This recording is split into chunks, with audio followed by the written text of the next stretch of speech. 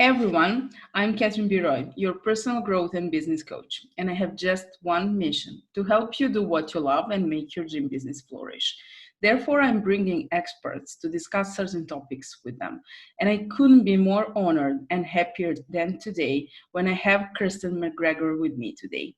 She's a principal of SAGAX Associates in an economic recovery and development, consultant supporting governments, nonprofits, organizations, public-private partnerships, and businesses respond to and prepare for economic disruptions and disasters. Major economic recovery development assignments include Senior Policy Advisor on President Obama's Hurricane Sandy Task Force, Lead Economic Recovery Coordinator Consultant for U.S. Virgin Islands Hurricanes Irma and Maria recovery, lead economic recovery coordinator through U.S. Department of Commerce for Hurricane Sandy, New Jersey recovery, American Recovery and Reinvestment Act coordinator, U.S. Department of Commerce, Economic Development Administration, Deputy Director of the Delaware Economic Development Office, founder and executive director of Open Bracket Delaware. In 2018, Kirsten was recognized by Delaware Today magazine as a leading woman in business. I hope I read this right because I'm just amazed with all of your accomplishments. First of all, welcome, and I'm very happy to have you here with me. We're in the middle of a worldwide crisis, in the middle of pandemic and coronavirus and all of this, and therefore I'm even more honored to have you here with me. And I believe that your expertise and your knowledge will help a lot of people and organizations around the world. And I'm truly very happy and honored to share that with everyone today. Thank you. Thank you for having me. My pleasure. So tell me, how did you become a subject matter expert on economic recovery? Well, I went to graduate school. I went to the University of Pennsylvania and studied urban planning with concentrating in economic development, and worked as a consultant, and moved on to the Department of Commerce, the U.S. Department of Commerce, when the financial crisis hit in 2009. And so that's the American Recovery and Reinvestment Act. So that's the last major disruption that we've had. And also worked on Hurricane Sandy, as you said, as a coordinator for New Jersey, and was a senior policy advisor to President Obama's Hurricane Sandy Task Force. So a series of events just kind of led up to having more expertise in disruption. And most recently, I've been working in the Virgin Islands for their economic recovery with FEMA and the Department of Commerce. That's truly impressive.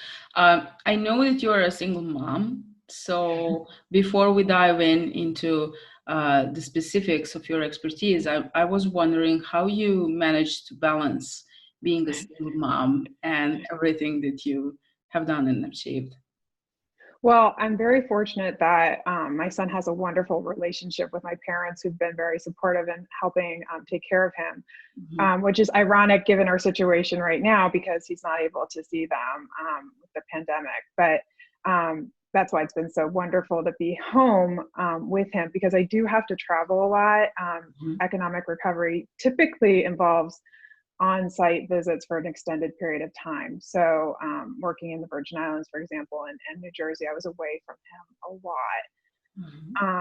So I think having a support system is important, but the other thing that's important is making sure that I take care of myself. And I'm really no good to anybody unless I take care of myself. So to take care of him and all the work I enjoy doing and my clients, I've learned the hard way that I need to put myself first too. Yes, I understand and admire that. What do you see states doing now for the recovery? I mean, this is unusual situation for all of us or around the world, but you're familiar with how things are done in certain states in USA during other disasters, right? Is there any kind of parallel? Can you see exactly what they can do to help economic recovery after all this pass?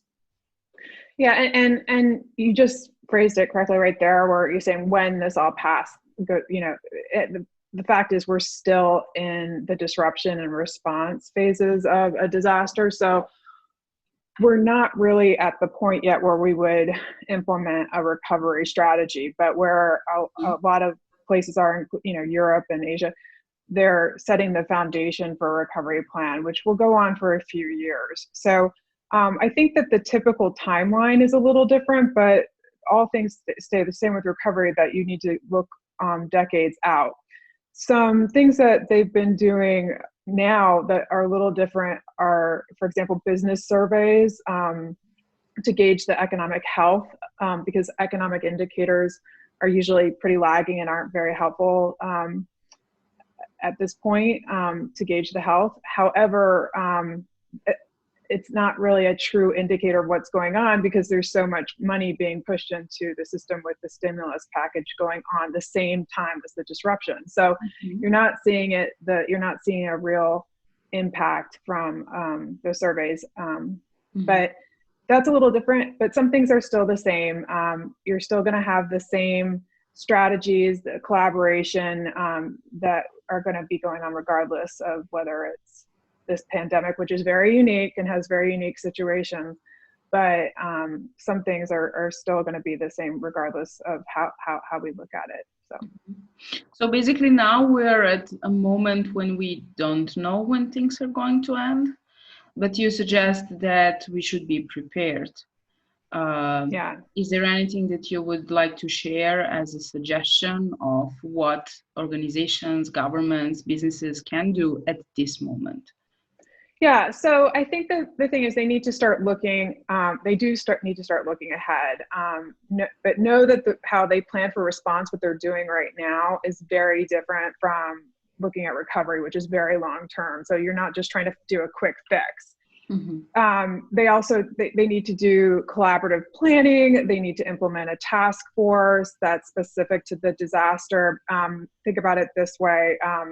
There's a lot of elections happening, so you kind of want it to be politically agnostic as best as you can, because if there's a transition in elected officials, that's going to impact all the priority projects that the government has decided on. So being very strategic about how you are planning to go forward, just even from an organizational standpoint. So these are the building blocks right now to think about how they want their vision to look like and how they want to implement in these beginning stages. I guess the advice I'd say is look at this as an opportunity, switch this from the crisis and challenge that we're having and look at it with new eyes as an opportunity where communities can change the trajectory of their economy and their ecosystem and their workforce development. And if you think strategically about it and long term, you can come out of this stronger than you were before you entered the pandemic. So I think that mindset is, in managing expectations of your constituents, that's probably the big takeaway right now that I'm seeing. I love that, especially transforming the obstacles to an opportunities. That's like my favorite spot. Okay, so what is the most frequent question you actually receive now? I guess you receive like tons of questions. Everyone is confused from all points of view, like from governments, non-profits, businesses. We all have questions for you. I don't even know where to start and what to ask. Well, I would like you to say to us what they ask you the most and what would be your answer. So, I can't believe how many people have reached out to me, which I'm just honored that people are reaching out to me for help. I'm blown away by even not just the United States. I've had people reach out from all over. I'm shocked actually, but I'm looking forward to helping these communities. But I think one of the things the questions I've been getting a lot about in the United States is about the funding. As you're aware, Congress passed this $2 trillion legislation to Stimulus Act to put money back into the system. And a lot of places that aren't disaster prone, so for example, like Florida is with hurricanes is a disaster prone area, but a lot of places do not have the experience of working with a recovery with disaster type funds. And the requirements are unique because of the Stafford Act, which has a number of considerations for when communities plan for how they're going to utilize funds. The other thing is you can match certain federal funds to federal funds. Some lose their federal identity, some don't. Some require a match, meaning a local share they have to pay locally for the grant.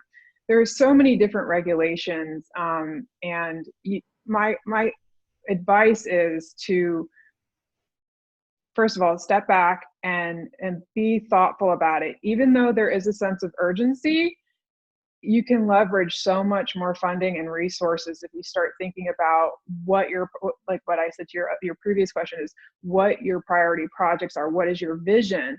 Mm-hmm. So then you're able to better leverage funding sources, whether those are philanthropic sources or different agencies within the federal government. So and if you have someone put in place who can oversee all this. So that's been my advice. And also, my advice has also been manage those expectations of how this is going to go. And it's going to go on for a while too. You mentioned that there are, let's focus on the United States. There are states which have experienced disasters like hurricanes, and of course there are states that didn't. Now the whole world is facing the disasters. So I guess that governments and all official organs are actually aware on the places where they had disasters, and on the other places they are not aware, right? So you as an expert, when you would like to approach to solve a specific problem in an area which had a disaster, an area that didn't, how would you actually approach to that? I guess that the mindset of the people who are in charge might be different. So maybe those who experienced hurricanes or something like that are already aware of something. Is it easier in those places, or it's just my subjective opinion? No, you're right on, because they've already embraced how you have to mitigate and kind of pivot that whole concept. These disaster-prone areas are aware. That being said, this is completely different. But I've noticed that the places that have had to work with disaster funding have had to work with specific agencies that work with disaster funding. They have a level of comfort. They have plans in place. Their plans are aligned. They have resiliency built into their economic plans. Their economic plans align with their hazard mitigation plans in some cases. So yes, in that sense, they're more prepared. And better, and their communities, their constituents, have that mentality to know that they're used to curfews, they're used to lockdowns, not anything like this, but this is something that they've been through, done that type of thing. So I do think areas that have not experienced consistent disasters and had to rely on funding and policies and regulations have a little bit more of a learning curve than the areas that do. But again, this is completely different. Yeah, different. But yeah, different. But you can help both of them, right? Oh, of course. All of us. Yeah, but what I've noticed is the uptick with people reaching out to me are the places that don't have a level of comfort or familiarity with the disaster process and funding. Yeah, that's where people are reaching out. I guess that. What are some examples of recovery initiatives, like from your experience or your experience? Sure. So, as I said, there's different phases of disaster. So there's different things you can do. We can start out with what we were just talking about before, which is basically comprehensive economic development strategies, where you incorporate resilience and disruption into the plan, and you coordinate all the agencies and nonprofits and stakeholders, you bring everybody to the table to work on a very collaborative, strategic, long-term economic recovery plan. But then on a level of technical assistance, there are different forums that you can work with your federal stakeholders and federal partners, like FDIC for banking access to capital, the Federal Reserve. They do small business surveys regarding access to capital, small business continuity, so that they're prepared going on. I mean, that's another thing with everything going on. We're vulnerable to situations happening. Puerto Rico just had an earthquake. It's not going to take an earthquake or a hurricane, though, to make things pretty difficult with economic recovery right now, since we're so vulnerable in our situation.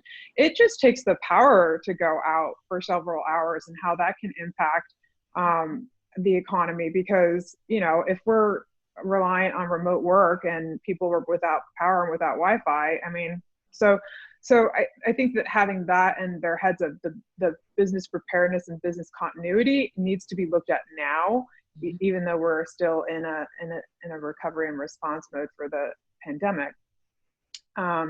You can do, we did this with Hurricane Sandy for the President's Task Force. They did a New York, New Jersey small business matchmaking event, where it was sort of like speed dating for businesses to match up with vendors and federal agencies, because sometimes they're not familiar with how to get a federal vendor grant type thing. So matching them up for work.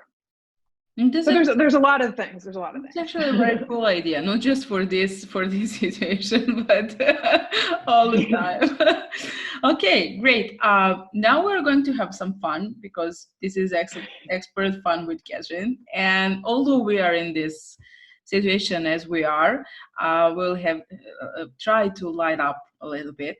I will ask you a few very quick questions, and you have like 10 seconds or an answer to answer a sentence to answer me. This way we will show your expertise on one side and have a little fun, and my audience love it, so I kept it like that. So I will read the question, and you will hear a ring bell when the time is up. Okay. Are you ready? Yeah. Okay, cool. So the first one.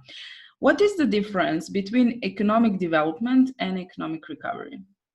You got that from one of my posts. So economic development is the traditional economic planning that we think about, and economic recovery is different because of the speed and urgency and the collaboration but focus that's necessary to make sure it gets implemented. So it's a little bit different of an approach. Brilliant. So it has to be much faster and much more focused, right? Yep. The second one, what are the biggest differences with the COVID-19 and other recoveries? So the actual magnitude of the impact is the biggest, but also how we're going to be looking at this long term. Brilliant. Okay, so if there was one thing that states, cities, or nonprofits do for economic recovery, what would you recommend? The one thing I wish that they would do is manage expectations with collaborative, coordinated planning. So strategic planning, yeah, that's my thing. Brilliant. Love it. Thank you so much for being my guest. I was really thank you for having me. Yeah, and this is fun. I can't wait for people to hear this, and I guess you will hear much more bell rings after this interview from all over the place. I'm happy, I'm looking forward to it. Yeah, definitely. Awesome. Thank you so much. Thank you. Bye-bye. Bye.